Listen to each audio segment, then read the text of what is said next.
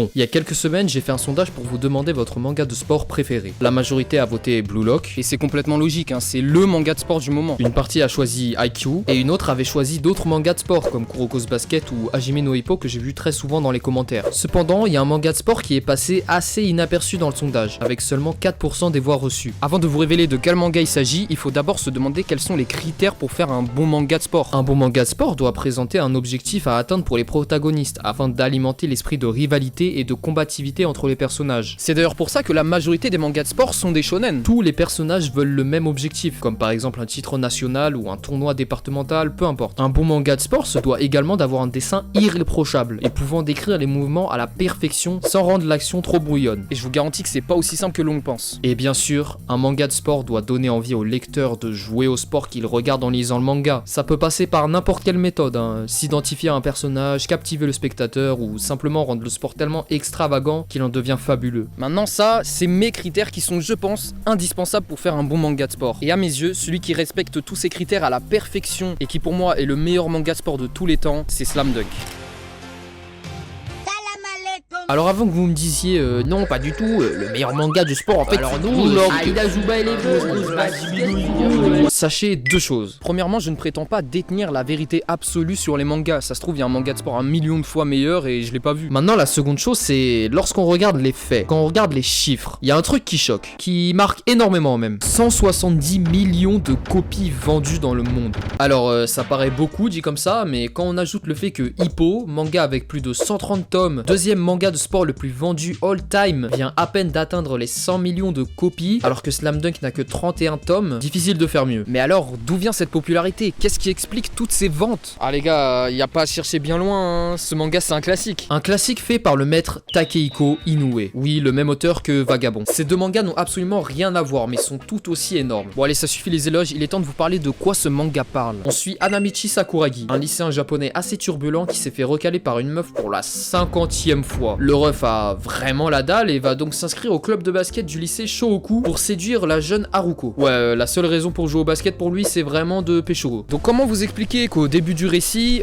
Sakuragi il connaît rien au basket? Il connaît tellement rien au basket qu'il court avec la balle à la main. Genre il dribble pas. On va donc suivre au fur et à mesure du manga son évolution dans le sport et va au fur et à mesure apprendre à aimer le basket par l'envie de toujours progresser et de pouvoir flex devant tout le Japon. Attends quoi? Ouais, Sakuragi il vit vraiment trop pour les caméras. Et il mérite en vrai, hein. 1m88, 43 kilos et il a seulement 16 ans.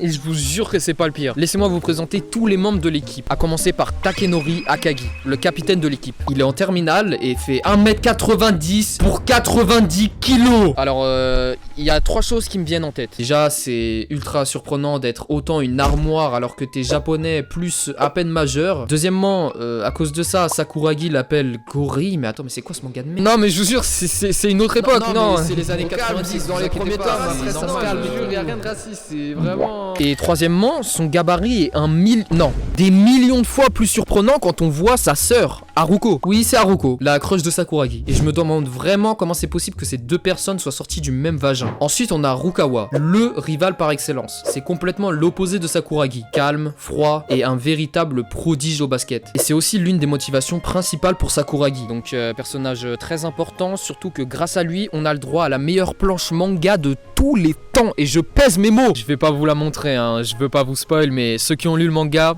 ils savent très bien de quoi je parle. Mikagi Ryota, le numéro 7 de l'équipe, qui ressemble énormément à Sakuragi mentalement parlant. On va donc voir leur amitié commencer à se créer, se forger, et leur synergie se concrétiser dans les matchs. Et Mitsui, le joueur qui va sortir des 3 points presque inespérés, mais pas totalement irréalistes non plus. Hein.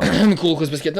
Et je dirais pas pourquoi pour pas spoil, mais dans le manga, il reprend le basket après 1 an de pause, il me semble. Et c'est ultra intéressant de voir le sport du point de vue d'un ancien prodige qui reprend le sport après un virage assez serré. On le voit dans les matchs, hein, qu'il a plus d'endurance, il se fatigue très vite et son style de jeu change pour quelque chose de plus posé. Et ça nous donne une nouvelle perspective du basket. Je ne parlerai pas des autres personnages comme le coach Hanzai, la manageuse, les autres joueurs, les potes à Sakuragi ou Haruko qui sont tous des personnages qui ajoutent de la profondeur au manga et du développement à Sakuragi. Maintenant ok, les personnages sont cool, etc. tout ça, mais qu'en est-il des critères que j'ai cités en début de vidéo? À quel point ces critères sont-ils autant respectés? Alors, l'objectif à atteindre pour alimenter l'esprit de combativité, c'est bien bien sûr évidemment fait, hein. C'est les fameux tournois lycéens japonais, donc t'as le tournoi régional, le tournoi interlycée. Et c'est assez impressionnant de voir que l'objectif qui nous est donné, le titre national, il est étonnamment hyper bien développé, genre il y a une vraie raison. Akagi, le capitaine de l'équipe, veut le titre national. C'est ce qu'il voulait depuis toujours, mais encore plus l'année de terminale. En effet, les années précédentes, personne dans l'équipe ne prenait le basket au sérieux, pensant que le titre national était impossible à obtenir. Et ça a donné à Akagi la rage de vaincre et de tout baiser dans le basket. Et cette histoire, en fait, elle illustre la réalité que l'auteur a vécue. Mais ça, j'en parlerai plus tard dans la vidéo. Parce qu'en fait, il y a un autre objectif pour notre personnage principal. Surpasser Rukawa, le rookie ultra fort. On nous fait bien comprendre dès le début du manga que c'est complètement impossible, hein, mais la motivation de Sakuragi est sans faille, surtout quand il s'agit d'attirer l'attention d'Haruko. Alors, second critère, les dessins. Ah, les dessins. Putain, ça me donne envie de jouer. En fait, Takehiko Inoue est le meilleur artiste. C'est peut-être pas le meilleur dessinateur, le meilleur assistant, ou je ne sais quoi, mais le meilleur artiste. Il peut te transmettre une émotion ultra forte, tellement simplement. Vraiment, le dessin de Takehiko Inoue, j'ai pas les mots. Personne n'a jamais atteint ce niveau dans les shonen, en fait. Je suis sûrement pas objectif, mais la vérité, c'est que à la fin du manga, chaque page que je tournais, je criais, j'étais en cours, je gueulais comme ça, je transpirais tout en lisant, tellement la pression, elle est si bien représentée. Et la vitesse, les mouvements. Je suis pas expert en dessin, hein, mais c'est juste suffisant pour montrer l'intensité des passes, des tirs et des gouttes de sueur, mon gars.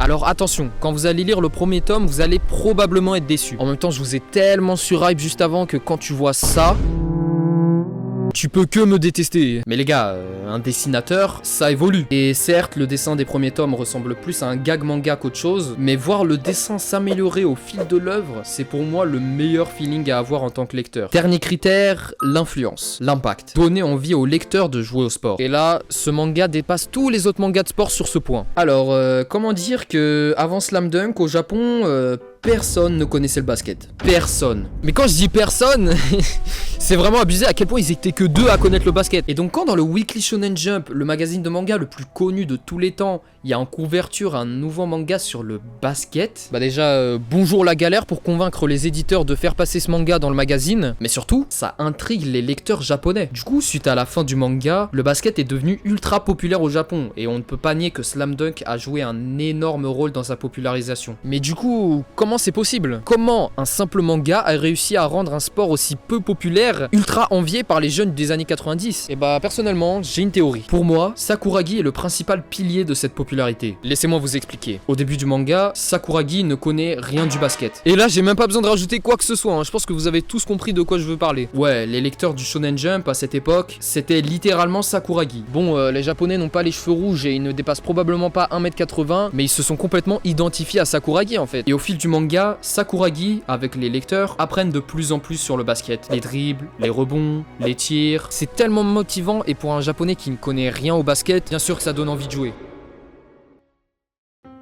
En vrai, le seul défaut que je peux donner à ce manga, c'est la fin. Mais vraiment la toute fin. Parce qu'il y a tellement de persos qu'on n'a pas pu voir, et ceux qui ont lu le manga le savent, mais elle est très frustrante. Vraiment, je voulais vraiment pas que ça s'arrête en fait. Je pense que le premier manga de sport que je conseillerais à quelqu'un, ce serait Slam Dunk. Même premier shonen en fait. Il est tellement précurseur de plein de concepts, et il est l'une des plus grandes figures de l'âge d'or du Shonen Jump. Et Slam Dunk mérite pour moi, hein, le titre de meilleur manga de sport de tous les temps. Ça va pas vous empêcher à continuer de kiffer d'autres mangas de sport, hein, comme celui dont je parle dans cette vidéo par exemple. Abonnez-vous, likez, c'est très important, lisez Slam Dunk, et moi je vous dis salut.